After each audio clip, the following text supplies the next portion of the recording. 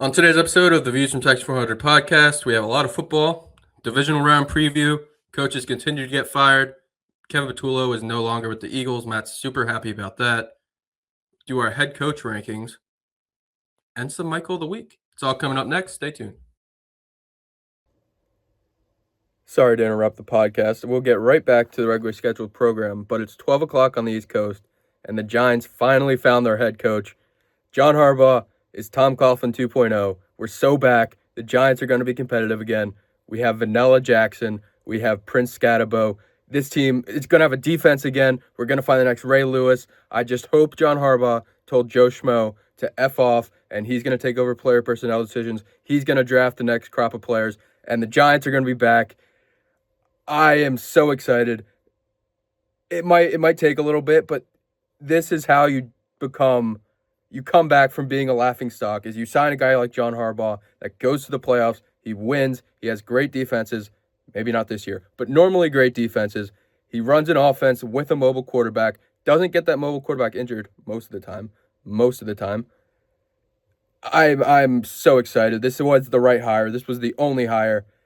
This was perfect. This is what you wanted if you are a New York Giant fan, if you are Jackson Dart, if you're Cam Scatabo, if you're Malik Neighbors, if you're Abdul Carter.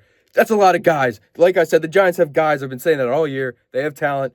They have guys. And now we have a coach to lead those guys to another couple of Super Bowls like Coughlin did, like Bill Parcells did in the past.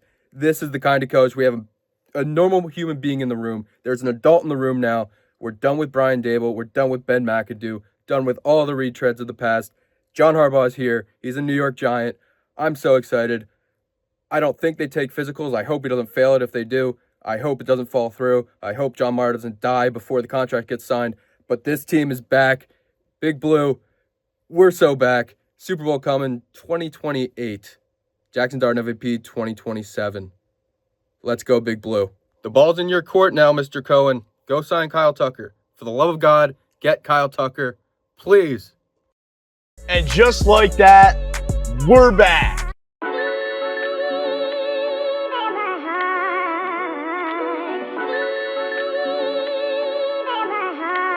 A16, turn me up.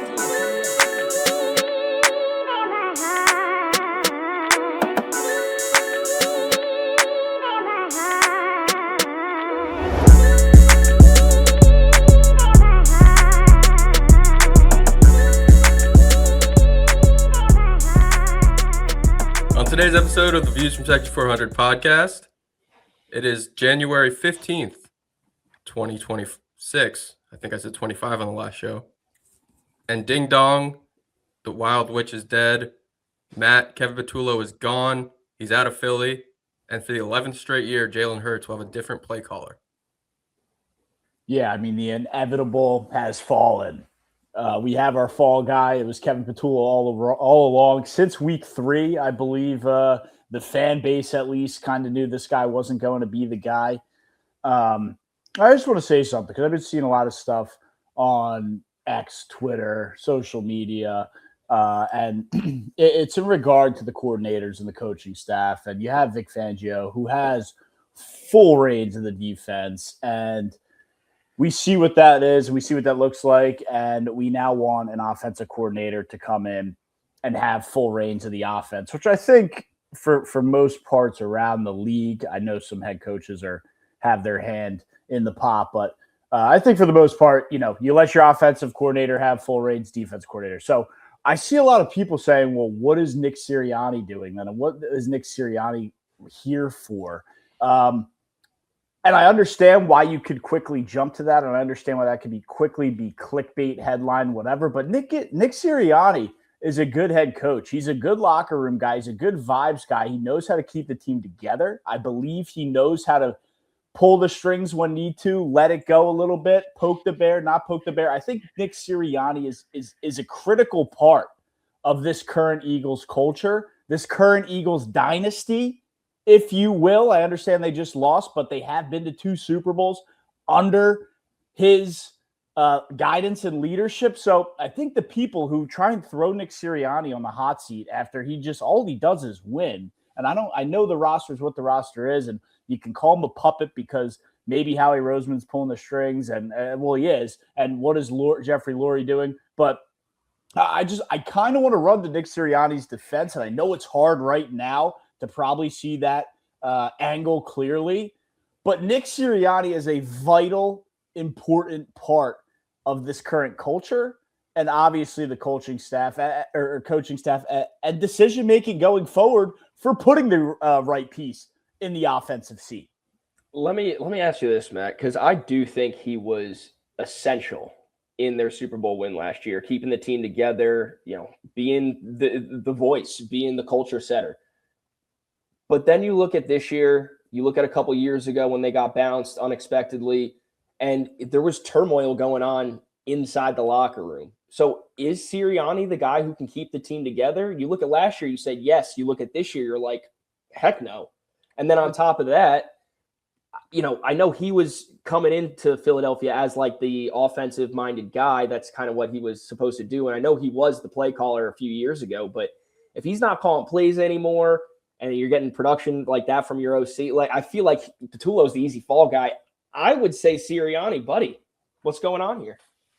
Yeah, like I said, it's easy to say that right now and down the stretch. But I mean, look, turmoil in the locker room, and I think a big part of that is the Philadelphia media and the national media does not do Philadelphia sports teams any favors. So they help create fires that don't need to be created. I think a lot of that gets blown out of proportion. The AJ Brown stuff this year, yes, but I think that again was Hurts, Patullo, and AJ Brown. I don't know how much Nick Sirianni really could have controlled that. I mean, $100 million wide receiver is going to have his ego and his personality, but I credit maybe some locker room turmoil stuff to a toxic media, which I think any coach you put there, whether it's okay, get Nick Sirianni and bring somebody else in, I think any coach is going to struggle that. That's just the nature of being in Philadelphia, unfortunately. I'm not saying it's the right thing or a good thing, but unfortunately it is the nature of what this town is. Brian can relate a little bit to New York media as well. I mean, it's just kind of what you see in these bigger markets. And for whatever reason, Philadelphia, has a little bit of a toxic media. It's just what it is. So I believe that it's tough. I don't think the locker room collapsed. I mean, this guy's getting double-digit wins left, right, and center, and you got to have some sort of continuity and correctness and chemistry. You've got the best roster in the league. Shouldn't the head coach be able to reel that in? And I think he had. I mean, double-digit wins every year. Big Dom's the head coach. Big Dom controls that locker room. Security, Brian. And he does help control it. And you do see Big Dom jump in and break up fights and get in the middle of stuff and be the vibes guy. But look, all I'm trying to say, and I'm not trying to go on a huge rant, I don't think Nick Sirianni is necessarily the issue. And I do think the media lights fires for headlines, and it's easy to get clicks and reactions and create a storm in a sports city like Philadelphia. That's all it is. But I'm just trying to back my guy up, Sirianni, because I don't think he should fall right after Patullo, and I think he will continue to be a critical part of the coaching staff and the culture. Again, you can say what you want to say about the locker room. The guy wins football games. I get it; it's the best roster, but it's tough to win in the NFL. We just saw it this past weekend. Yeah, no doubt, it's tough to win in the NFL. I think given what he was able to accomplish last year, you're right. There's no reason he should be the next guy to go right after Patullo here. I will say though, if next year is another turmoil year, regardless of what the media does, if it's another turmoil year, regardless if they win the division and win 10 games, if they lose first round with the roster they have, I think changes will happen. And he's not going to get fired. You might be right, but I think they like Sirianni. I really do. And I think they know it wasn't his fault and the locker room issues, which, to be fair, I don't think it was AJ Brown this year. I mean, the locker room was not a total disaster mess like it was 2 years ago, where they fired the D coordinator mid-year. Like that was both coordinators were a disaster 2 years ago. So I don't think it was as bad. It just looks bad right now because they lost a home wild card game, and that's why that's gonna shadow over what the entire year was. Which again, Super Bowl aspirations, best roster. You're coming off a Super Bowl win, but I mean, again, won the division, double-digit wins. Some tough losses, sure, especially down the stretch. But look, I'm just backing up Sirianni here, man. But yeah, we don't have to. I just wanted to back him up. So two things about Sirianni can be true at once. I don't think he was a detriment. It wasn't his fault the team fell apart at the end. But I also don't think, and we kind of saw this in the last play on the 4th down and 11, where Patullo calls 4 verts, and Sirianni's kind of like, why would you call that? Jalen Hurts and Tanner McKee are sitting there like it's a terrible play call. Sirianni, being the offensive mind he is, as the head coach, should go say something and maybe override Patullo. So I think there are moments, and that's probably a lot of what you saw this year, where Sirianni didn't step up as the head guy, which is a problem.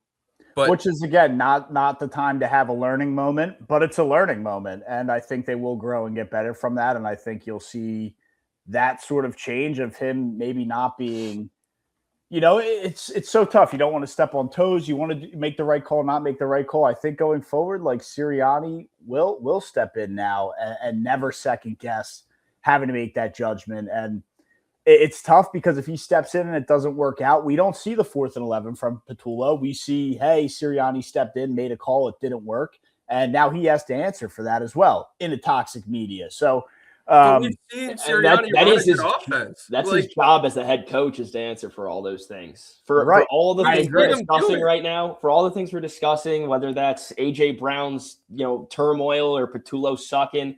That's all on Sirianni at the end of the day. He is the head coach of this football team. Absolutely.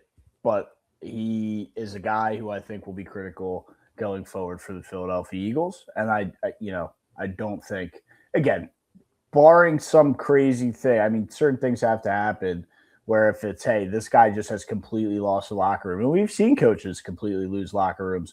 But I think, again, Jalen Hurts on his 10th offensive coordinator this year. That's a tough thing to do, but I'm just backing up my guy Sirianni here, man. I think what other coach can come in here and handle what has gone on the last 5 years? I don't think there's a lot of guys in the NFL can do that. And we haven't been able to see that because Sirianni has held the job, has won double digits, has been able to control what he's controlled regardless of the media trying to create tension, create whatever. And I think if you see somebody else in there, you're like, damn. For what it's worth, may not be pretty, but Sirianni probably did the best job compared to anybody else. Put anybody else, put Dable there for the last 5 years. Put whoever else in the NFL coordinators there. Jalen Hurts had, by the way, during this 11-year stretch. Back in 2016. But put another coach, try and grasp that. Does he do as good a job as Sirianni does, all things considered? I don't think so. Yeah, I just think, like, you got to step up. He can call plays, and he's done it well. Just do it yourself when you have all this bad. Like, there's a clear answer here. Yeah, I agree. But I'll leave it at that. The fact of the matter is, Patullo has been fired. I think Mike McDaniel's pretty high on the short list, which I would be happy to see. Would hate for him to come in, light the world on fire, and leave for a head coaching job. But at the same time, if it means a Super Bowl, I also have no problem with that at all either. We know McDaniel is a very creative offensive guy. He held the job down in Miami for however many years. So whether that should have been right or wrong, I don't know. But Dable and I think McDaniel were pretty high on the short list, and it kind of feels like it could be Brian Dable. Just the way things are. The way things are kind of trending. But look, Dable might not be that bad as an OC. And if he's coming in and wants to get revenge on the Giants 2 times a year and wants to reprove himself, I'm open arms. So as a mind and calling plays, sure, Dable would be a great offensive coordinator, but he's got a light fuse. And when you put that with Nick Sirianni and AJ Brown, that might be some fireworks on the sideline. Yeah, and fireworks that we've seen, and that's why Big Dom's there to smooth everything over. Big Dom and a couple of BDs just going at it. Yeah, definitely a couple. But Look, Patullo fired. Hated that.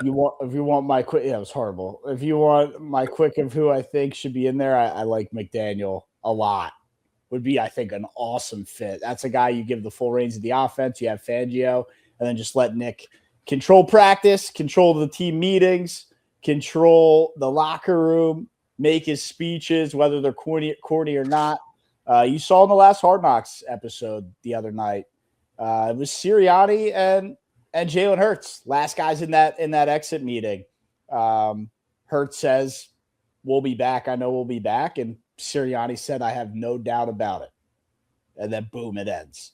So, I mean, the edits next year for that alone are going to be unbelievable. And I'm excited going forward, man. Jalen Hurts is a competitor. Again, as corny as you think he is, guy's a competitor. And again, it sucks. Super Bowl last year helps, but it sucks. I think it only makes the chip on the shoulder that much bigger, and they know what they need to do going forward. I think the most surprising part of that whole conversation was the fact you watched the in-season Hard Knocks, especially after the Eagles lost. Yeah, I mean, I didn't. I watched. You saw clips. I saw clips, and definitely That's more like it. watched a little bit more of that final one because it was interesting to get a better access inside look of, what was the mood? Did Hurts just tuck his tail, duck his head, and walk out? No, he was the last guy out with the head coach saying we'll be back, and Sirianni said that I have no doubt in my mind. You love to see that. That's winners. That's confidence. He was feeling down too when he just says we'll be back instead of some quote from the Bible or something. Well, he's not up on the press stand with cameras and media in his face. He might know there's a camera in the background for Hard Knocks, or maybe he didn't. I mean, who knows? But this was last two guys wrapping up a disappointing end to a season. They could have just said, yeah, great, and walked out. No, they stayed. So Patullo fired. Give me McDaniel. Dable, we'll see. I kind of think they'll get Dable. Super Bowl's back on for 2027, Brian, to answer your question. I can tell that you think they're going to get Dable simply because you just don't want Dable. I would prefer McDaniel over Dable. I don't know. I don't know what Dable bring. Like, I didn't watch him enough as an X's and O's guys in New York for obvious reasons. I didn't study. I mean, they didn't look good. I'm not saying that he had help, but he won Coach of the Year because they made the playoffs and won a road playoff game against a bad Viking team. And then they got boat raced by the Eagles 38-0. So I'm not optimistic. You'll know Jalen Hurts will run the ball again, which was, I feel like, a big gripe among Philly fans. Yeah. Look, he's a tough runner, man. Tough runner. And anything at this point, I think, is better than what Patullo gave you. But that's your 15-minute Eagle exit interview for the 2025-26 season. Yeah, speaking of disappointing seasons, Mike Tomlin, finally, the Tomlin fatigue set in for the Rooney family. He's gone. The ninth. Not on their terms, though. That's what we heard. Brian, they didn't fire him. He's still under contract for 2 years. Yeah. If it was on their terms, they would have fired him. I think he's doing them a favor. We could see him get traded like Sean Payton did. Is he doing them a favor? I think so. Yeah. Because if he were to have just called it quits, or not, that's bad terminology. I feel like you got to be really careful with the terminology here because he didn't get fired. He's still technically a part of the Steelers organization. To Brian's point, he can get traded. Yes. So I do think he did them right. Versus he just calls it a day, quote unquote, retires, and then what does he unretire like Gronk and go to a new team? Like the rights don't matter anymore, kind of thing. He was there 18 years. That severance package for getting fired is probably pretty big too. Yeah. So they're saving some money. They are saving some money, but I don't know. A lot of people are speculating he does a year in TV media, and then possibly gets back on the sideline. So a lot of different angles and ways he could go. Yeah, I mean, but really, at the end of the day, apparently already a couple lucrative contract offers out there from a couple networks too. So that's real. I mean, it would be expected, right? I mean, this guy was the face of the Steelers organization for 20 years. Yeah, but he wasn't exactly an exuberant figure. I know Tower was kind of stoic. Ryan thinks the TV role is nonsense. Yeah, I was gonna say, Can you see Tomlin doing TV? Not everybody has to be Stephen A. He's got a little bit of a. I guess the CBS crew is kind of boring, very analytical. Yeah, I could see him and Bill Cowher together. Both coaches, Steelers. Bill Belichick got up there. Like that guy is drier than very briefly though. Could you say the same about Saban? Saban opened up a little bit.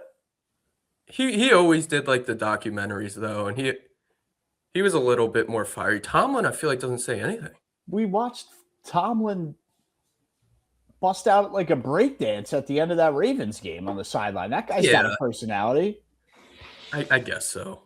Regardless of what he does next, is kind of not the point here. The point here is this good for the Steelers or not? I think it's a move they had to make. Agreed. How to make it. Do you believe the reports of the fan base or Tomlin saying part of the reason was because he felt disrespected by the fan base?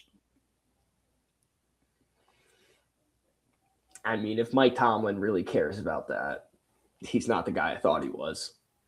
He's probably tired. He's been given a shit team for the last 10 years, and he's brought him to the playoffs. He's just enough of this.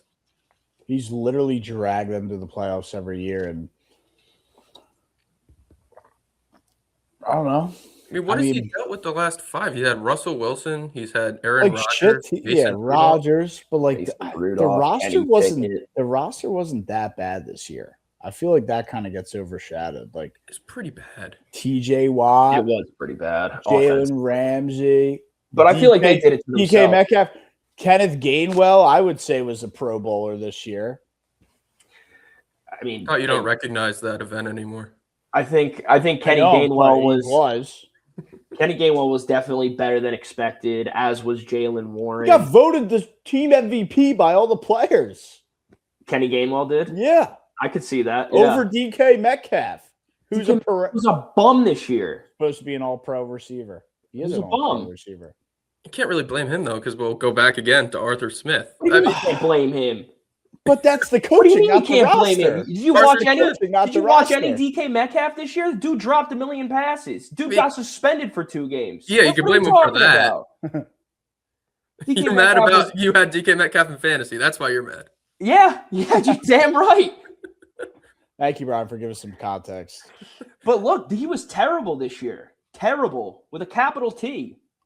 But that's was he that bad? They had to run. They did not have a wide receiver on this football team. Okay, so is that because of a bad roster or the coaching, Brian? No, you alluded to Arthur Smith. A little bit of both. A little bit of both. I think Arthur Smith came in there and asked for 3 tight ends and 0 wide receivers, which was a problem. And then also, to Brian's point, for the past 10 years, what has Mike Tomlin had to work with? That's on ownership and the fact that they haven't been able to get him a good team. Obviously, that defense is good with T.J. Watt, Cam Hayward. Still had its holes, though. But no, the main thing was the offense. And you had Aaron Rodgers back there, who is still a decent quarterback, but you got to surround him with some weapons, and they did not do that. Fair. There was not elite weapons around Aaron Rodgers. I don't think the roster was as bad as you guys are making it out to be. I want to do our job rankings for the head coaching vacancies coming up here, and I don't have the Steelers very high. Who do they have to work with? You have Will Howard, who should have won the the Rookie of the Year this year. Look, I didn't say they'll have a good roster next year, but I said this year they won the division, double-digit wins. Brian, let's not have a serious conversation and then start talking about Will Howard. I'm all in on Will Will Howard. The Howard. Steelers' job does for you is you're not going to get fired because you're going to be there 10 years, even if you just suck. And I'll say pause before I say it, but I've been thinking about Will Howard for he's popped in my mind the last couple weeks. I really want to see what they have in that guy. I wanted to see what they had this year. He freaking broke his hand. Might have to petition for the NFL to bring in the NBA rule where if he doesn't play, he can win Rookie of the Year next year. Because he will. He absolutely should be eligible for that role. I understand he had a full year in the system, watching the system, studying the system. I hate that rule. I don't know what his What, the NBA rule? you hate that it's not a rule, or No, I know I hate that a second-year player, even if he misses his entire first year to injury. even if he doesn't play even if he misses all of training camp and every single game, like tears his ACL in July. Don't care. It happened to Travis Etienne, and people were like, "Oh, like comeback player of the year." Again, so some context, behind. This is but the anger. thing. I was like, "This is no." I'm like, "This is stupid." Like Travis Etienne's rookie year was supposed to be this year. He got hurt. He couldn't play his rookie year. He's going to sophomore year. Like You're still saying he technically had a rookie year. He just didn't play, regardless if you play or not. I mean, you still got drafted. It was still supposed to be your rookie year. Even an undrafted guy, like you can't. I agree in the extent of like your year. If the NCAA can do it, why can't pros? NCAA is the most fucked up organization known to man right now. So don't start trying to bring their rules in as actual sound logic. I'm just saying. I know you don't have a rebuttal for that because you know I'm right. There's a lot of dumb rules in a lot of places. Where I will shine some light on what you said, Jack, a very tough organization. And I don't know, I guess it is because of their rules. We are starting to see, because of NIL, Mr. Dante Moore returning to Oregon. We didn't see that back in the day. That wasn't a thing. That was the NFL's calling. You're going. This guy's giving up $50 million guaranteed to join a draft next year that will have the likes of Archie Manning, Sam Levitt, other guys. There's a loaded list. So you get Mendoza and Moore this year. He says, no, I don't want to go be number 2. I'm going to go back to school because of the money, and I'm going to go join next year in a much more loaded, probably not go 1 or 2, go maybe in the top 15, top 20, give up a lot more money. That is something, whether you call it a benefit or not, or a pro or not, or something good or not of what the NIL is. That is something we're seeing, which I don't hate. I like that he's going back. The money definitely had something to do with it, but it absolutely does. If there was no money involved, he'd be going to the NFL draft this year. Plain cut I think and dry. a lot of it was because of that dumpster fire in the swamps in New Jersey that he really wanted to avoid. I think that is part of it now, yes, because you can weigh the pros and cons of like, I'll still get paid and I don't have to go be in the dumpster fire in North Jersey. Brian, if there was no NIL and these guys were not getting paid, he would be going to the NFL draft. Probably. The answer is yes, 100%. Yeah. It's actually, I said before the show, I don't think my Michael's getting snatched up by any of our prior conversation, but it is. Dante Moore. I'd say it. Dante Moore coming back just absolutely baffled me, and not the the reasons behind it as to what we're trying to figure out right now. It's more because like just 2 days ago, I saw Dylan Raiola committed to Oregon. He's transferring to Oregon. And how does that impact now that Dante Moore's coming back? Who's starting? Is someone going to have to like transfer or retransfer? I don't even know. I would assume Dante Moore could go somewhere else, or I don't know if Raiola can you transfer twice in the same Raiola, did he actually commit? Did he sign? He saw Mahomes in an Oregon jersey and then he committed to Oregon.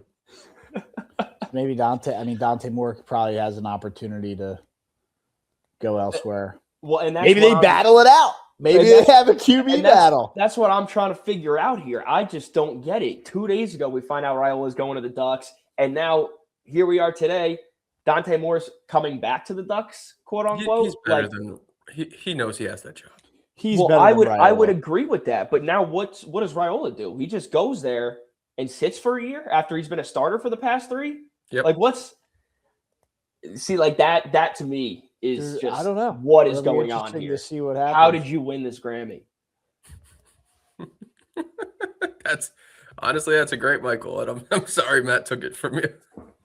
Well, I got that out of the way. I could skip the segment. Before we get to Michael, we want to do some quick job rankings here. Yes. Most attractive jobs. Giants is one, right? No. Although it's not as bad with Jackson Dart there.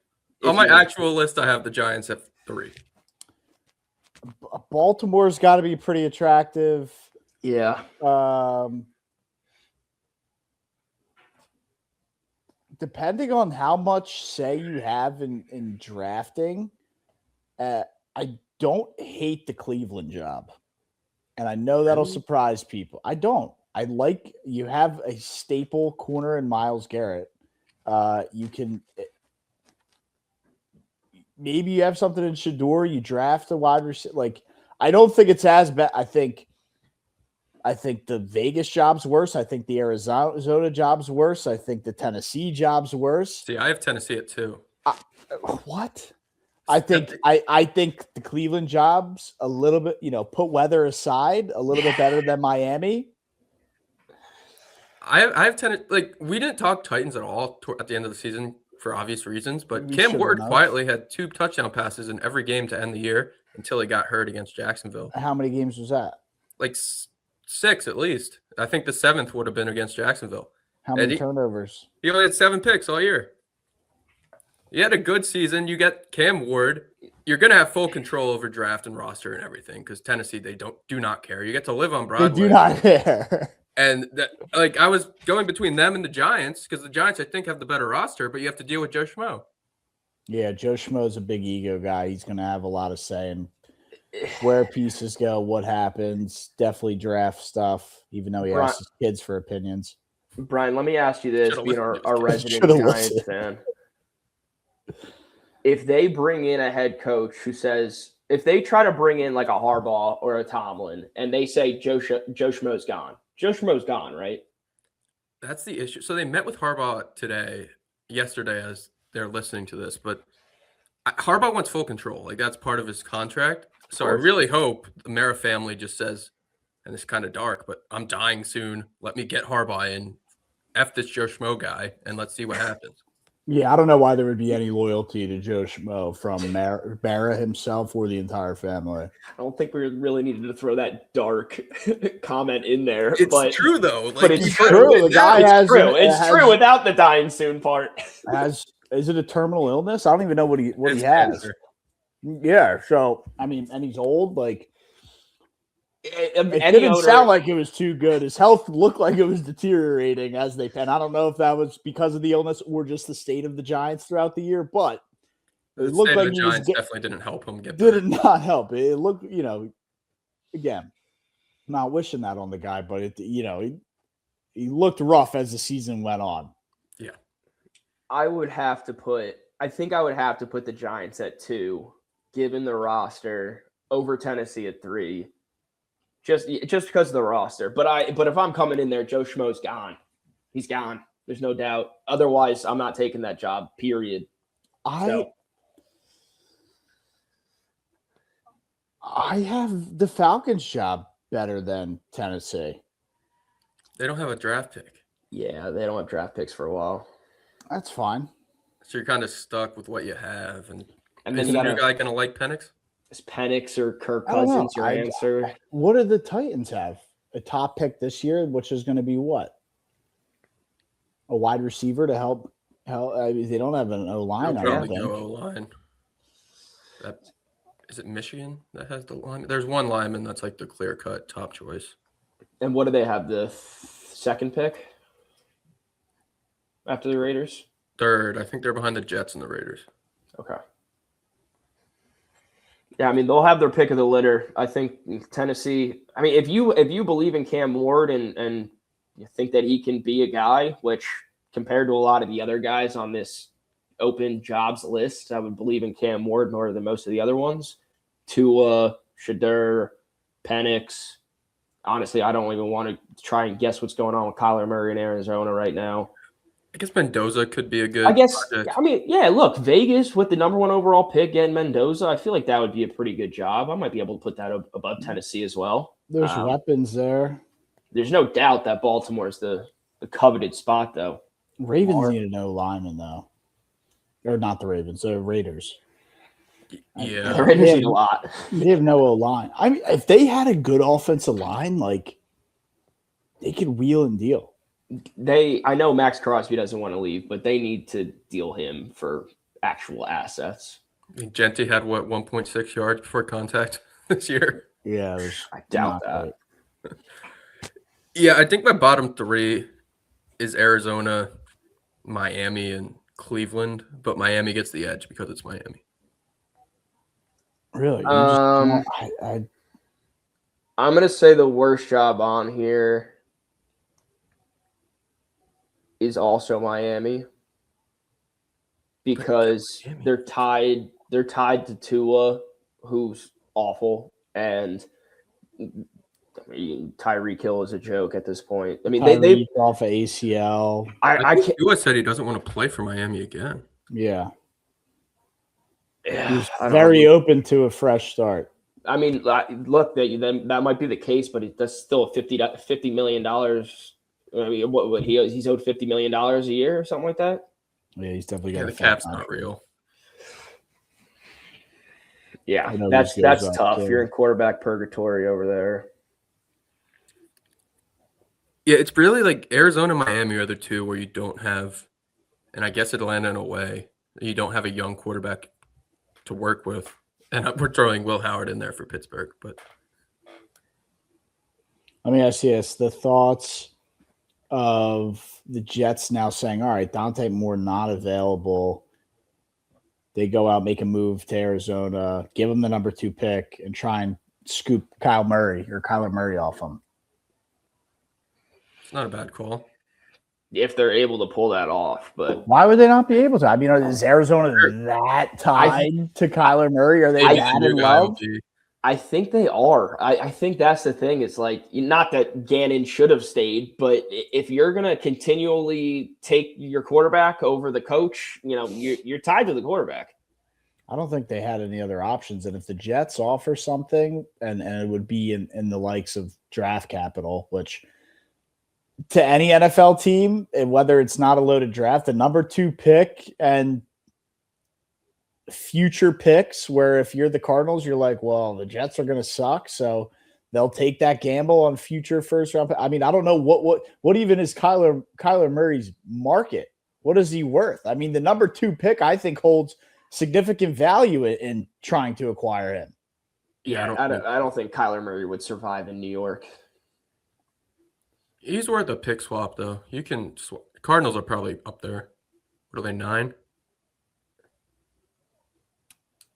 That would be – it's crazy to think that that's what the value is, but I think that's what the value would be. Yeah, Kyler and your first rounder, and then throw in like a 4th round the next year. And what do the Jets give up? They swap. Their 2nd pick. That's it? Yeah. You think that's worth Kyler? Yeah. To go from 2nd to 9, doesn't take a lot. And now you have a guy who, again, he can win you an extra game or 2. Who knows what it'll look like? But shit, man, a lot better than they've had. If he even plays, right? I could see Kyler just being like, "Nope, I've got a hammy thing. I can't play out in the Meadowlands today." Decides not to play at home. I don't know. Yeah, that's a tough position for those 2 teams to be in. They got to get some quarterback because they are an NFL franchise here, guys. Well, what does somebody's got to go out there? There is a world where we see him play Michael Jordan. I was going to say last year, the year before that, we got like Mike White and shit. So I don't know. They might go no quarterback. Who was the guy that started for them on Black Friday? Tim Boyle. Tim Boyle. Yep. Tim Boyle. Good pull. Did they bring by Nathan Peterman for a start too? No, that's just Buffalo. Just Buffalo. He was somewhere else too. I can't remember where. Yeah, I don't know. Baltimore most attractive for me. I don't hate the Cleveland job. I'd have to look deeper into it. Pittsburgh, I guess, because of the culture. But, I mean, that roster could look really ugly next year since they kind of went all in with old guys this year. Giants, sure, because of the younger roster. Tough division, though. And then, yeah, Arizona, Miami, Tennessee. I get it, Brian, you love Cam Ward, but that to me, you have no support from the front office. If you win 2 games this year, which I don't know that the draft's going to turn them into this all-world team, I mean, you're immediately on the hot seat again. Yeah, if I'm looking to You win are. We some just saw it with the games, last coach. Yeah. If I'm looking He to was win some terrible. games, though, you got to go to He it. was, but the team didn't do him any help. What's up, Jack? Saying if you're trying to win some games, you got to go to Atlanta, though. They just hired Matt Ryan. Like, that guy, he could pull. You don't know what he's got up his sleeve. I feel like Andrew Luck's smarter than Matt Ryan, and he has not been able to turn around Stanford. So I don't know how much faith I have in Matt Ryan to turn around an NFL team. You have no idea, or are Tony in the Baselli's know doing a pretty enough good to job make with the that Jacksonville call. Jaguars. I'm just going off the fact Andrew Luck seems like a pretty smart guy, went to Stanford, and Matt Ryan, he seems Went smart. to But Boston College, I think. yeah, Yeah, what, the 15th Ivy League school? yeah. Don't give him that credit. I'm sorry to insult your intelligence, Matt Ryan. I don't I trust him. don't think it's the end of I think he's closer to Andrew Luck than he's further away from on the intelligence scale, Brian. He'll probably do a better job than Joe Schmo. I'll give Brian, him is that your cat purring? Yes. Can you hear him meowing? Yes. All right, what's next? We were going to talk some hot stove, but I think time constraints and the fact Kyle Tucker is still unsigned, even though the Mets offered him $50 million a year, we'll go right into our Michael of the Week. And I'll save Matt some misery of not having to talk about Ranger Suarez. Yeah, well, look, and again, if not to go into a hot stove topic, I will have one disclaimer. I'm not mad about Ranger Suarez. He was never coming back, and you should have known he was never going to be on the team. The way he was pitching when they signed Nola to that extension, it was Aaron Nola or Ranger Suarez, and they tied the money up in Aaron Nola. In hindsight's 2020, Nola came off a really damn good year, and kind of fell off. And no, right now, I'm glad that it took this long because I'm already numb to the fact of knowing that Ranger Suarez was not going to be back in the Phillies next year. The rotation is already good enough, and they will miss him.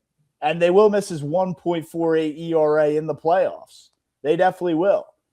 But Boston Red Sox, who didn't make the playoffs last year, who arguably they did? Yeah, they played the Yankees in the first round. And lost. Yeah. Okay.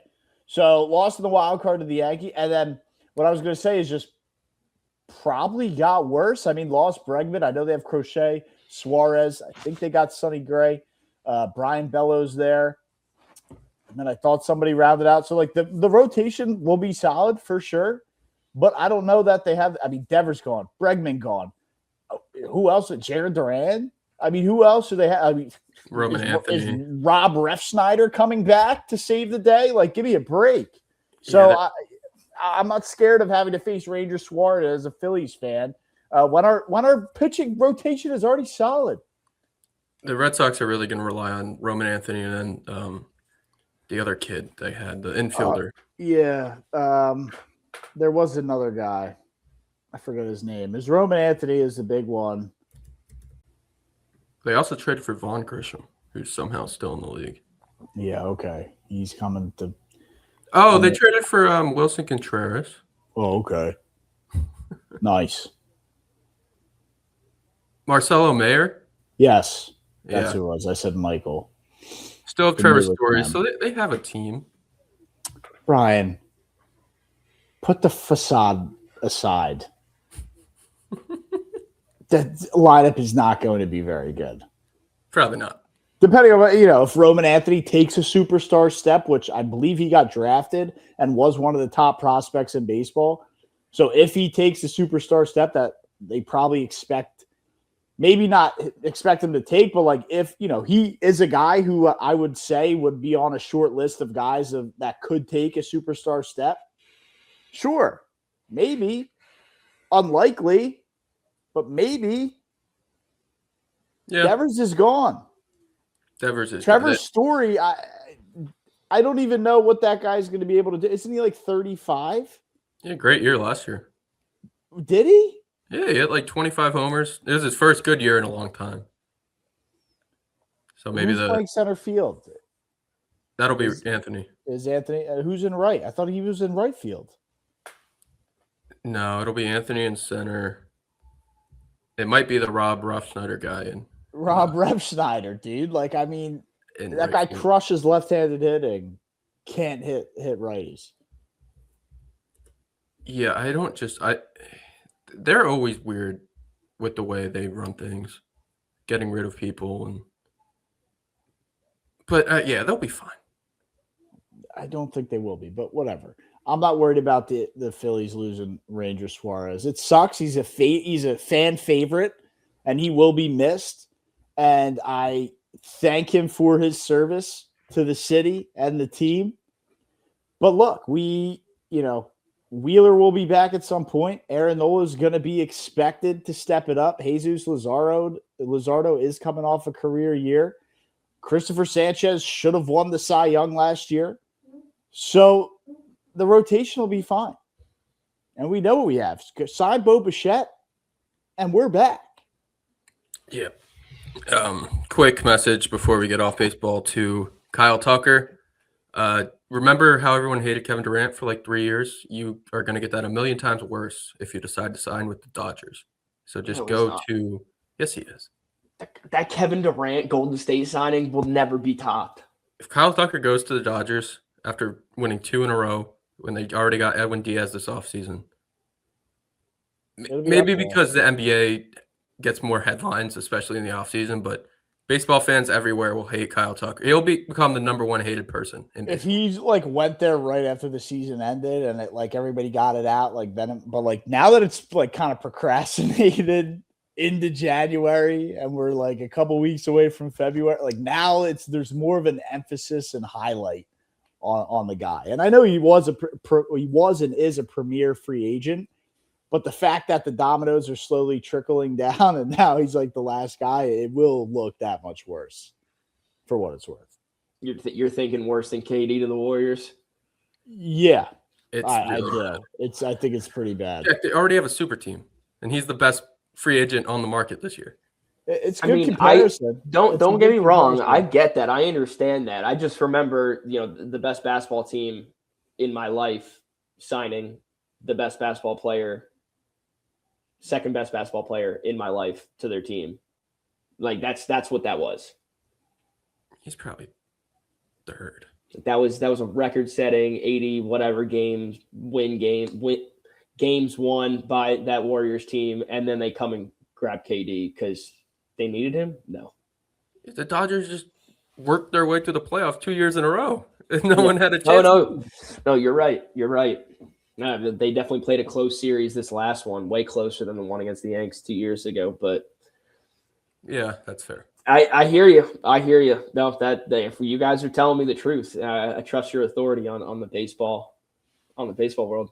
Also, the fact the Mets are offering $50 million a year, and the Blue Jays reportedly have the only long-term offer, and the Dodgers would just be another short-term offer, less than the Mets. And he's considering going to the Dodgers. What would the offer be? Just a fake ring. There's no money on it yet, but I'm assuming they're offering him 40, and 45 maybe. And the Mets offered him a contract. How many years? The reports are the Mets offered him 3 years, $150 million. All right, Brian, hear me out, though. He has been listening. He knows that this is the last season of baseball before they go into their blackout or whatever you like to call it. He wants to get a ring before they stop playing baseball. That's not good enough for you? No. You could win a ring with the Mets or the Blue Jays. You're not. He knows he's not winning a ring with the Mets. Can you? Yes. The Blue Jays were just in the World Series. I know. It sounded like they won a ring. Game Dodgers 7. If they had Kyle Tucker, they probably would have. Game 7, winning in the 9th inning. Brutal. They did it. They literally won the series, but didn't. I know. Had a lead in I'm Game giving you a 7 hard in the time. ninth inning. All right. In the effort of time, we did Jack's Michael of the Week. I'll skip mine this week because I don't have a great one, and we kind of talked about it. Let's go. Brian, you're Michael of the Week. The quickest Michael segment ever. Well, I'm going to murder you two. we kind of already talked about mine. And it's my fault for it being football, but this is why I talked about Michael of the Week in the beginning of the show. This is why I say not to do football. Well, so he can talk about other sports on the show. I like football. Brian, we're at 50 minutes right now, and we have a loaded football slate to get to. All right, Live Golf is dying. Good. Oh, wait, we're doing the whole football slate after this? Oh, yes. Lord, Brian. Get through Yeah, it, dude. Did you want to get – no, let's do Mike of the Week. 25 minutes. Let's talk about Live Golf. This is actually a good one because it is interesting. Golf's back this week, though, too. Nope, we're not talking golf. All right, Buffalo. No, lay it on me. Lay it on me. Come on, Brian. Nope, you guys don't want to do Michael of the Week. That's fine. Half of our clips we get every week won't happen. I want to do Live Golf. And I want to do Live Golf. 2 hours. All right. I already gave you my Michael of the Week. He has a shit one. It was a good Michael of the Week. Matt just brought it up for no reason during football talk. I don't know what possessed me to do that. Just hating at this point, Brian. Somehow the Jets got dragged into it. Live Golf is dying. Brooks Koepka is going back to the PGA Tour. He'll take a $5 million hit. He has to donate it to the charity of his choice. He's also ineligible for FedEx Cup payouts. But he's back on tour. And John Rahm, DeChambeau, and Cam Smith will have the opportunity to join him. Not Phil Mickelson, because the way the PGA outline this is if you won a Players or Major Championships 2022, you're allowed to come back to the PGA Tour. Phil won one of those in 21. Yeah, and Phil's, over plus side of 50. I think he is at least. That guy, I don't know that it's a tough road back for Phil. And I think he's okay with that. In terms of these guys taking the financial forfeit that they're going to have to take, I think they're also okay with that. Clearly, Brooks is okay with that. Yeah, he sells enough shoes. And he already got the bag from Liv. There is ownership stake that they give the players in terms of, equity or whatnot. And he will have to not be a part of that, which they said could be in the likes of $50 to $80 million over the next 5 years for a piece of the PGA. But again, the guy's set for life regardless. He just wants to get back on the best stage in professional golf, which is the PGA Tour, and compete. And let's be honest, man. The Live Tour goes all around. You're in Australia, you're in Asia, you're all around. I mean, who the hell does not want to play professional golf in America on the PGA Tour? For the most of the events are in America. And I know they have a couple right outside, but PGA Tour in America, the American fan, come on, man. And he's also American too. So, being on the Live Tour, far, far away from home. I mean, there's a lot of different things. And look, I don't feel bad for the guy. He's been compensated just fine his couple of years in the Saudi-backed Live League. Yeah, my favorite headline that came out of this is Liv asked for a quote from DeChambeau just to see if he was coming back. And the quote started as, "I'm contracted for 2026. Looking forward to see what we can do at Live Golf this year." So I don't think he even wants to be there. He just told them, "Yeah, I'm under contract, so I'm not going to leave." Yeah, he's going to get paid out one more, but he'll be back next year for sure. I mean, they'll all come back, and I think this was always the direction, right? Leave for 3 years, go make $200 million or whatever. I mean, what was John Rahm's contract? He got the most. He right? got a lot, yeah, because he didn't go with the other three. Yeah, he was like $500 million over 3 years or something like that. So these guys got, massive compensation to go play. And luckily it wasn't locking them in for 10 years. It was a short couple of years. And now, Brooksy's back on the tour, which will be super exciting. I don't know if he has a start this weekend in Hawaii for the Sunny Open, but He's back at the American Express, I believe. He's got to play in the is it the Phoenix Open on Super Bowl week? He'll be there. That's where everyone just gets. He'll probably be drunk by hole 3. The WM Phoenix Open, he'll be there. Shout out It Waste is Management. Shout out Waste Management. It is fun that we're getting these guys back, at least Brooks, because we be fair, I mean, we watched him play in the majors because everybody's allowed to, and he, I think, pretty much missed every cut. So he was not a fantastic golfer by any stretch. Part of that might be he's just not really competing every week. Like, who cares if you win? Now he gets to keep his game up by competing and trying to win on tour. Yeah, I agree. Brooksy for a major in 2026. Lock it in. I'm all for it. Which one? I don't know. Gotta be the best. But Scotty's winning the U.S. Open to get the Grand Slam at Shinnecock. Heard it here first. All right, football. There you go, Jack. There was our little golf talk. Golf's back this weekend, fellas, so it ain't going anywhere. Yeah, football's almost gone. We're going to have to talk golf and college basketball, which not really a great year of college basketball so far. No, it hasn't been. And I was actually going to talk to you about that, Brian. I was like, dude, we should definitely get bracketology going, like, after the championship games, maybe? Like that Monday after the AFC or next week, whatever you want to do. I don't care. Look out for the first edition of Views from Section 400 bracketology. Next, you want to do Tuesday? For sure. All right, next Tuesday. I guess it'll drop on Wednesday. So, Wednesday morning. All right, we ready to do some football? Let's do it. Yes, sir. Love talking post-Eagle playoff loss. I think the outlook's going to go. The Bills are road favorites against the 1-seed Broncos this weekend, 4:30 on Saturday. Before I get into the actual stats of this game, I have one that does not matter, but it matters to me. Josh Allen has lost to 3 QBs in his playoff career. Joe Burrow, Joe Burrow, Deshaun Watson, and Patrick Mahomes. The first time that he lost to all 3 of those, they were 25. Bo Nix is currently 25 years old. Bills win. I like the Bills this weekend. I don't think the wrong team's favored. I think the NFL is going to push for Josh Allen to get to the Super Bowl. Yeah, the Broncos haven't won a playoff game since 2015. We saw this matchup last year. It wasn't close. It was also in Orchard Park. I kind of like the Broncos, though. For the Bills have 3 healthy wide receivers. One of them is 50 years old.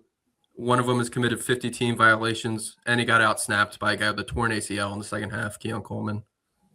And then they have Khalil Shakir, who is listed at 6 feet tall, definitely not 6 feet tall. And I feel like Pat Surtain will just draw that assignment and shut him down.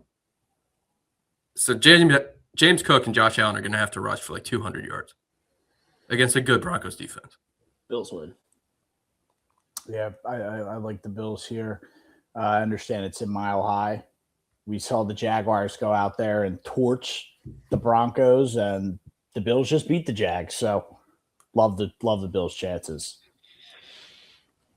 Somehow, some way, my team had to get thrown into this, but it's a valid point. Valid point. I mean, is that not valid? It is valid. I mean, that's exactly. I mean, yeah, I love the Bills. Yeah, going into that Jags game, I said the winner of that would probably go into the Super Bowl. I still believe that. I wish it was the Jags, though, because they were the more complete team. But like you said, Matt, it feels like Josh Allen is destined to finally get there. Yeah, well, that's actually not what Matt said. What Matt said is the NFL is going to make sure he gets there. Destiny not and destiny. Same kind of thing.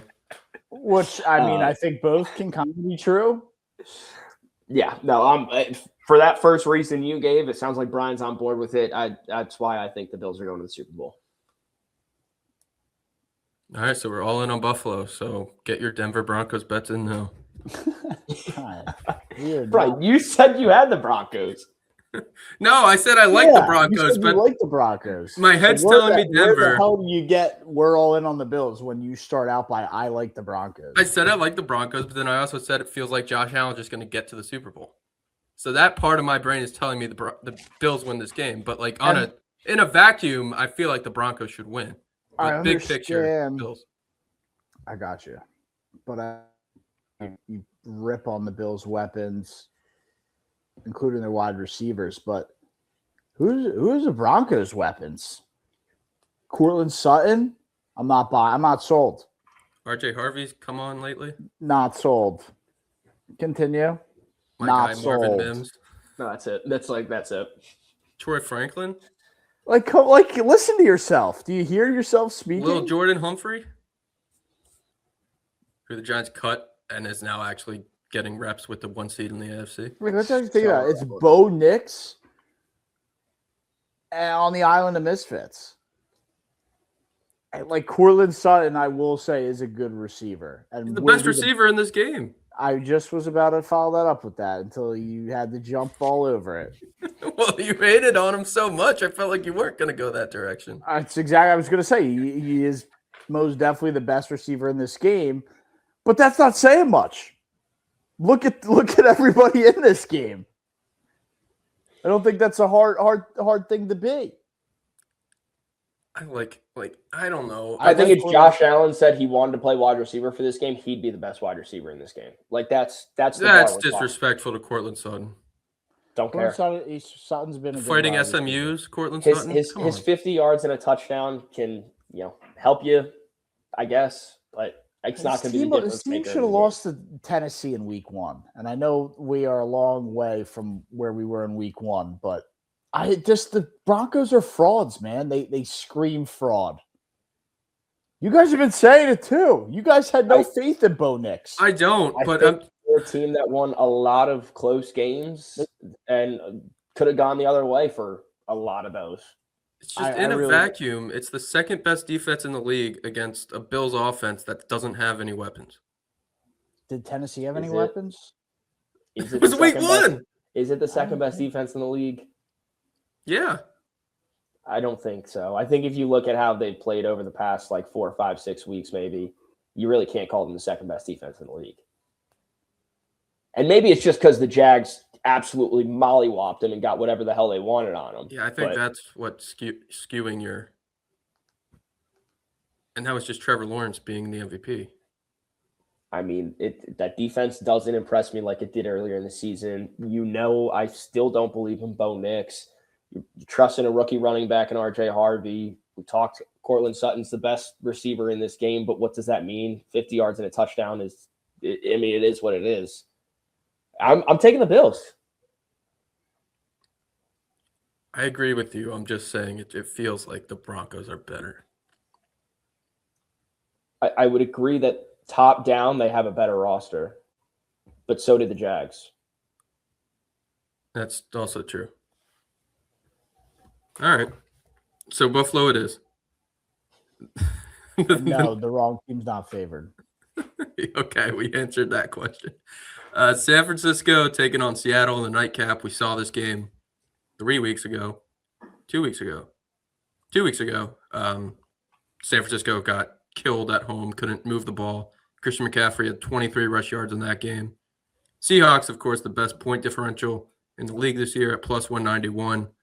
The difference, again, not in a vacuum. In this game, it looks like Seattle should roll. But big picture, Kyle Shanahan has the highest winning percentage of any coach to not win a Super Bowl. And Sam Darnold is 0-1 in the playoffs, and he got sacked 9 times against the Rams. Yeah, look, this is a really tough game for me because you're right. It's Sam Darnold on one side in the playoffs, and I don't trust that at all. And I have a lot of faith in Kyle Shanahan and the way he's been able to operate the 49ers.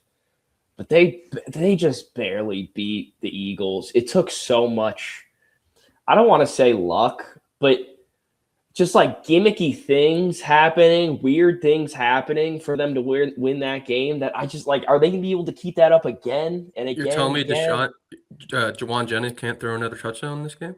Oh my gosh, dude, that was an insane. DeMarcus Robinson's going to be non-existent in this game. Watch. Yeah, it's a tough one for me. So I'm gonna let you guys say your piece first. But if you're gonna, gun to the head, it'll be Seattle. They've been a good team all year.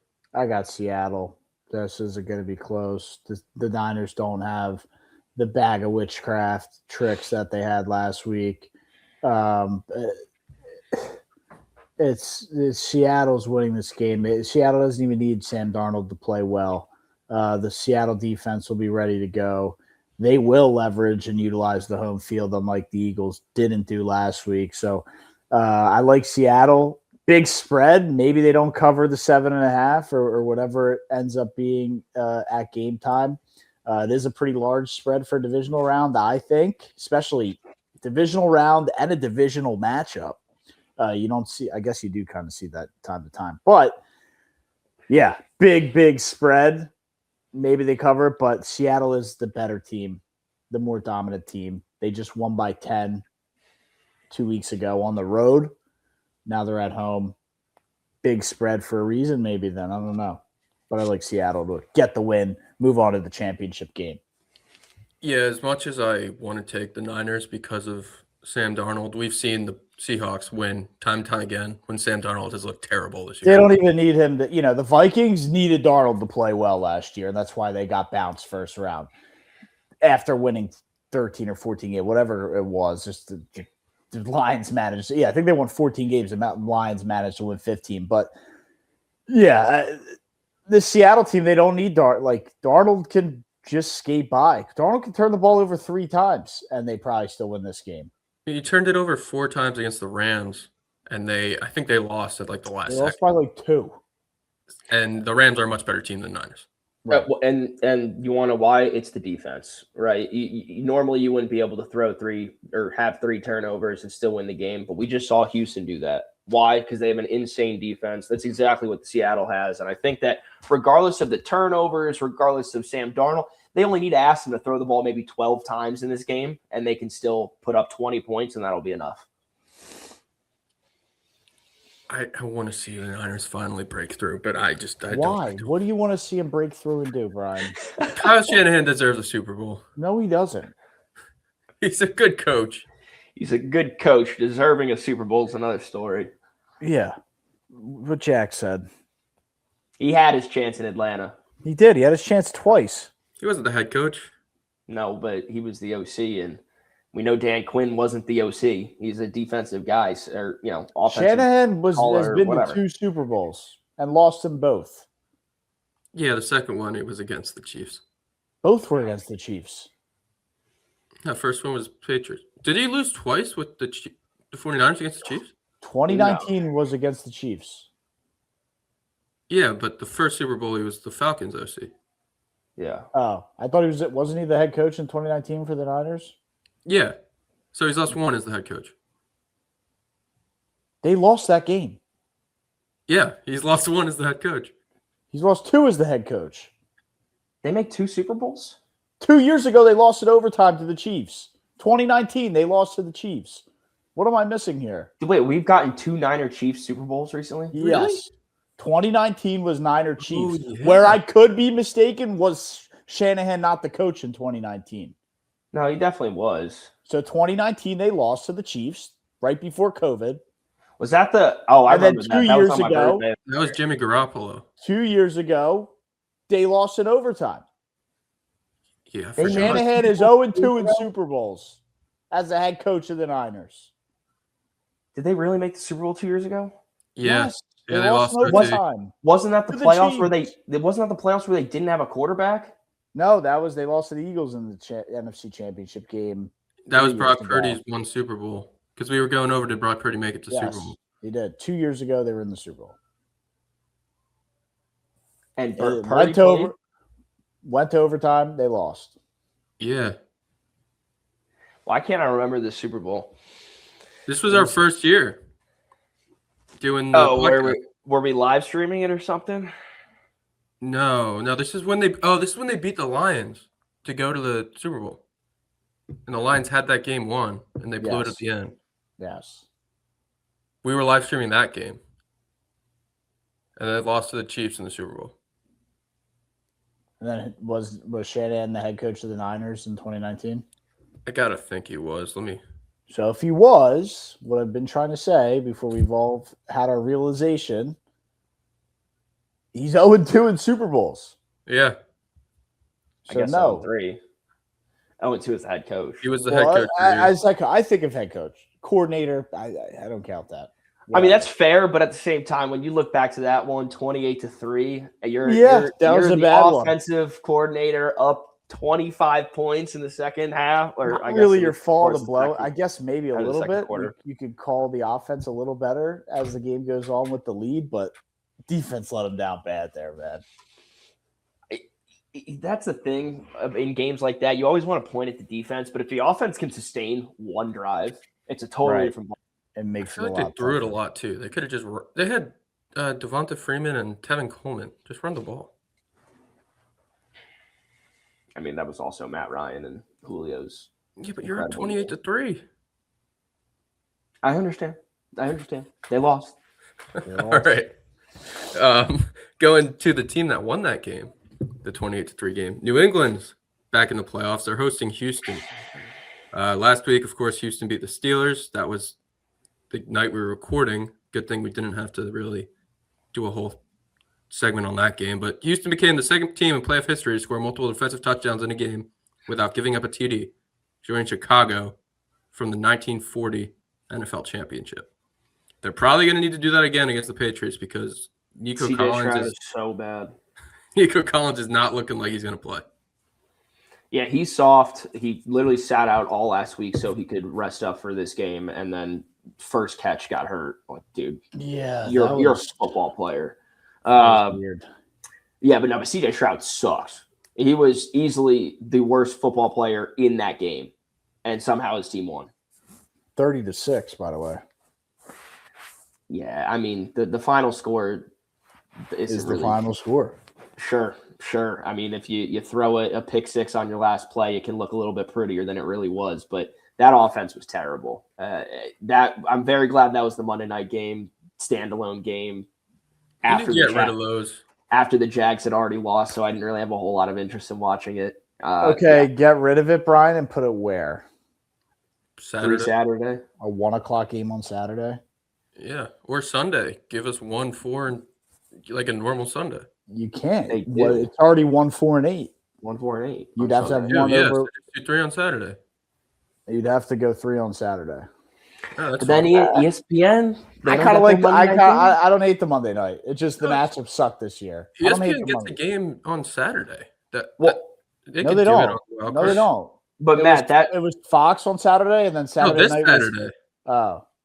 Because they don't have Monday. Yeah, so just put them on Saturday. Agreed. But also, if you want to have a standalone game, it's got to be a good game. Like, no, who's watching that? Every game's a standalone game. Yeah, they're all standalones. I don't hate it. Just the matchup this year sucked. One game on Monday. Because they know no one's going to watch it on Monday. That's why they always get the shoot game. We had a unbelievable weekend of playoff football in terms of the game outcomes and the games being tight. Every game was within a score with like less than 2 minutes to go. Every single game, besides the Monday night game. The last two sucked. It was still within a score. Yeah, that's considered an exciting finish in terms of the NFL terminology.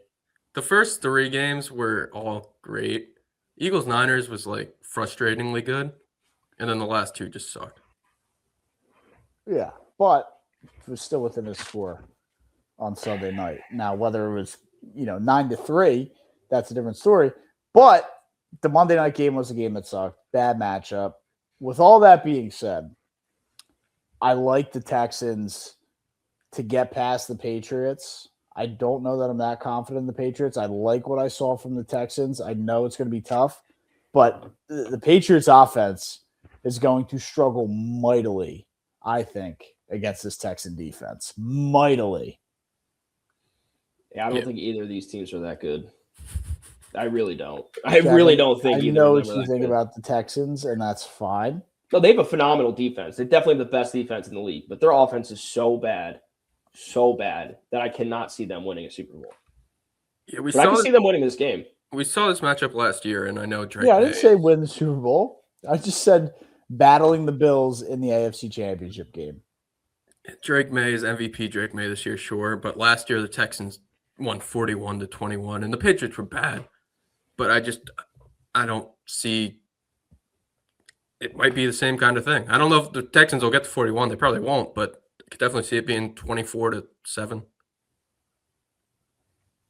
I mean, this is a very different New England team than what we saw last year. Just like the Jags, you can't really take anything you saw last year and put it into this year. Just completely flip the organization around. Vrabel and Cohen did. So I'm going to give the Patriots some, I don't know what the right word is, but I got a little bit of faith in them, I guess. Respect.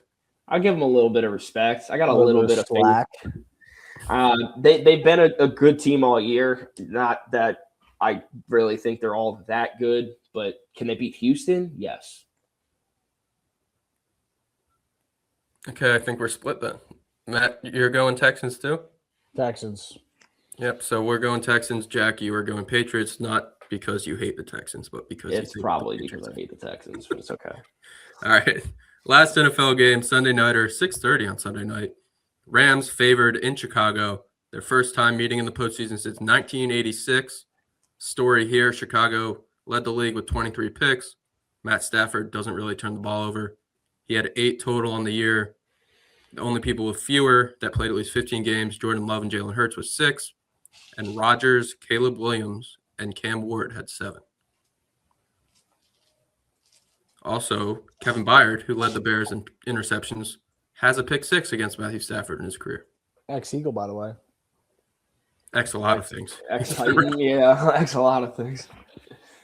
Well, Brian, you're allowed to call it your ex-Mets, and I say it one time, and now it's a lot of other teams.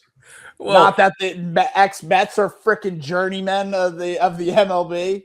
Well, the issue there is Kevin Byard is picked up by these teams because he's just good, and they have to pay him, and they won't because they don't want to pay him. Ex-Mets, the Mets get rid of, and then they become good because they're not stuck in the Mets organization anymore. Fair enough. Yeah, Byard's always been good. Rules. It's not rules. It's just there seems to be a lot of ex-Mets because they're all good, and the Mets decide to get rid of them.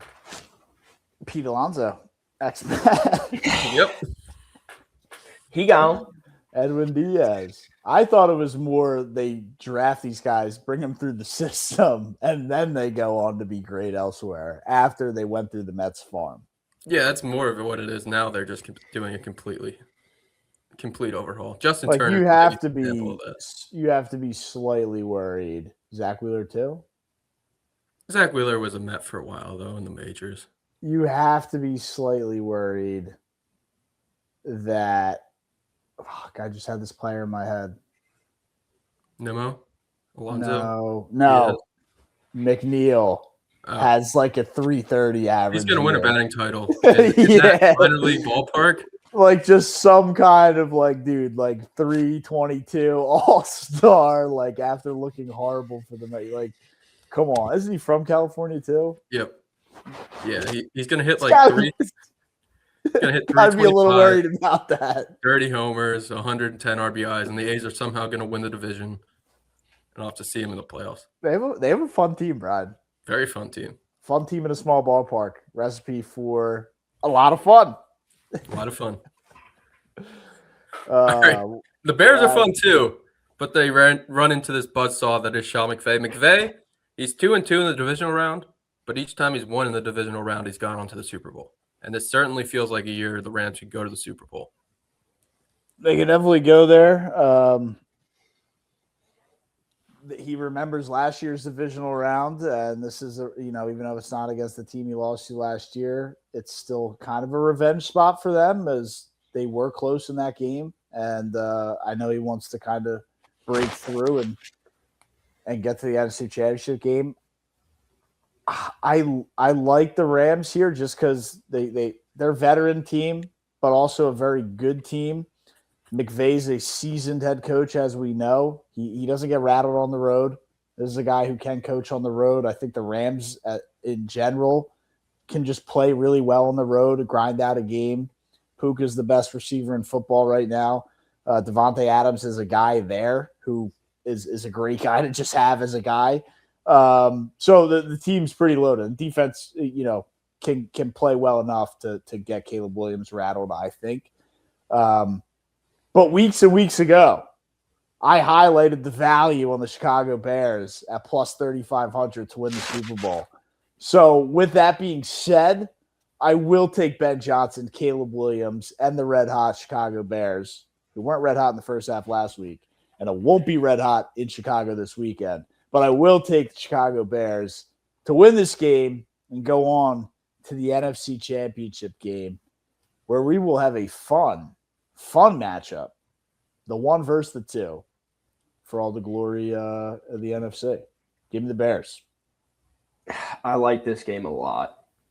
It's easily my favorite game of the weekend, and it's because of the coaches. I mean, obviously we got good players on both sides, but Sean McVay against Ben Johnson, that's just going to be an absolute masterclass of how to coach football, and I am so freaking pumped for it.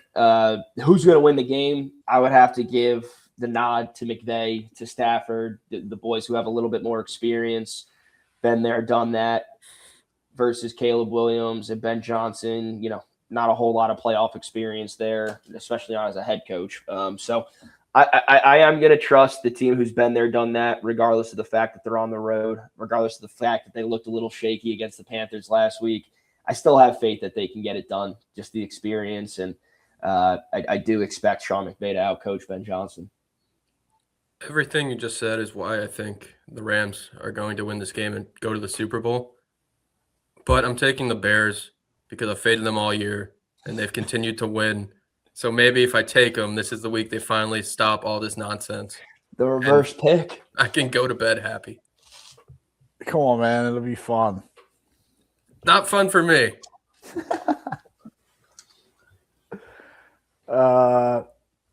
You ask, am I worried about Stafford's finger? I am. I do think that'll cause big concern. You know, now that I'm reading about it and thinking about it, yeah, for sure. Apparently it's not broken, which does help.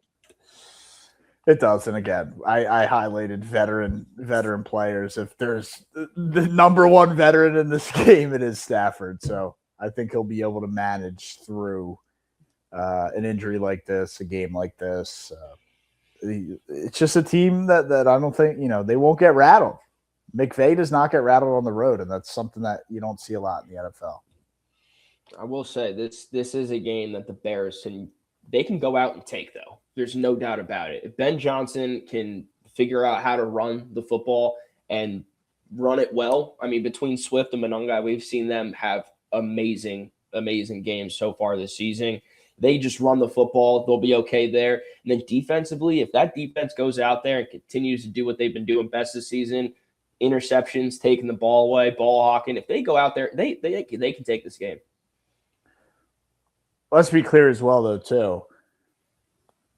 The Bears start out like they did last week. McVay's not allowing that comeback to happen. This is a different battle. So they're going to need to get off to a way better start than they did, because I promise you there will be no Bears magic, no Bears comeback if they allow the Rams to take control early. They will hang on to the lead and put this game out of reach.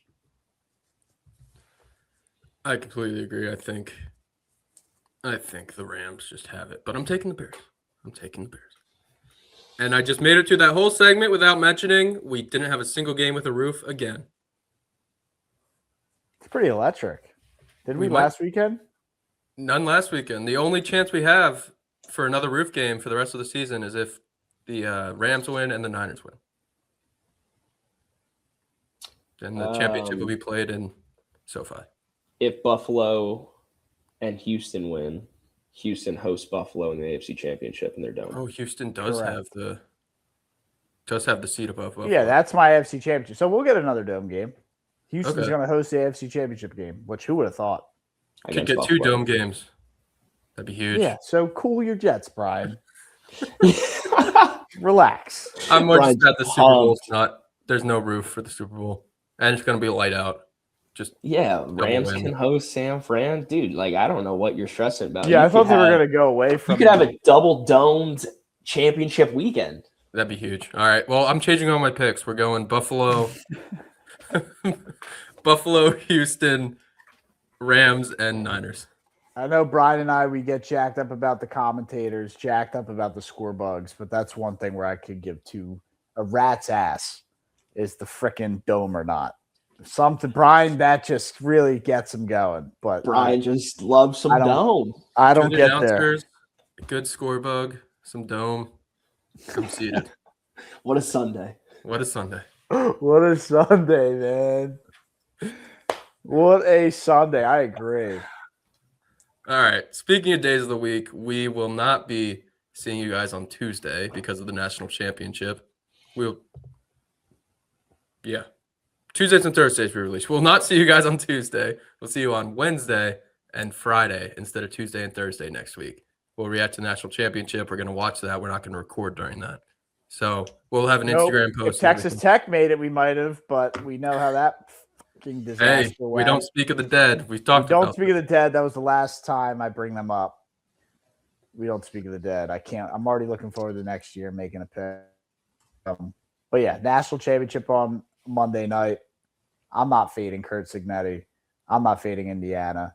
It's been a challenge. It feels like there's been a hurdle every and it just got that much deeper. Now it's go win a national championship on someone else's home field while they're playing in the game. It's a challenge. Hell, man, if there's a guy that's up for it, it's Coach Sig in the Indiana. Jack! The last two home national championships was 91 Miami. They won it in the Orange Bowl. And 2019 technically at home, LSU in NOLA. There was no stopping that team. I mean, I guess that's a home game. It's It's not close a home enough, game. right? That's not a home game. Okay, then the last one was 91. How far is Baton Rouge to New Orleans? I don't even know. I think it's pretty 2 hours. close. I should know this, but it's close. But it's not a home game. It's not what we're seeing on Monday night. So that's what I'm going to ask. Monday night, does the U play at the Hard Rock? Is that where the game is? Yes. It's And at the the U Hard Rock. consistently plays there? I didn't They know play that. every single home game there. This is a home football game for them. Yeah, remember Bournemouth a couple years ago? AY was bitching about having to take the bus to Hard Rock. Yeah. Everyone has Less to than leave an by hour. halftime. They It's don't an have a hour. stadium. Baton Rouge is It an is. hour 15 from NOLA. I mean, that's the same distance, I'm sure, of like Miami U, like the U. The problem is To Hard the Rock? stadium is like North Miami and the U's in like Southern Miami, Coral Gables, which is south. It's a full hour. Yeah. Same thing. Okay, well, does LSU play their home games at the Caesars Sports Superdome? No. No, You know who does play their home games at the Hard Rock? Miami. they shouldn't. Well, they do. And it's not a dome. Well, they do. It is a dome. No, it's not. Doesn't it have It's It has a not- half- It has a half roof, but it's like a canopy. there's a large section in the middle that's open. That's enough. If it rains, they will get wet. Then maybe Very it's not. rainy. Very Fans rainy. won't get wet though. No, they're pretty covered. I think the fans are pretty covered. The lower bowl might get hit. Slightly, yeah, depending on the wind pattern. Shout out 400. Yeah, they'll be okay. It'll be dry. You'll be dry up in the nosebleeds. Use code SeatGeek. Use it. There's You'll code get- views from 400 on SeatGeek. Yes, Get $20 off your $5,000 ticket. that makes a difference. Free beer. That could be the difference from getting in or out of the stadium this Monday. All right. We'll see you guys on Wednesday. We will see you on Wednesday night morning. Shout out Joe Buck.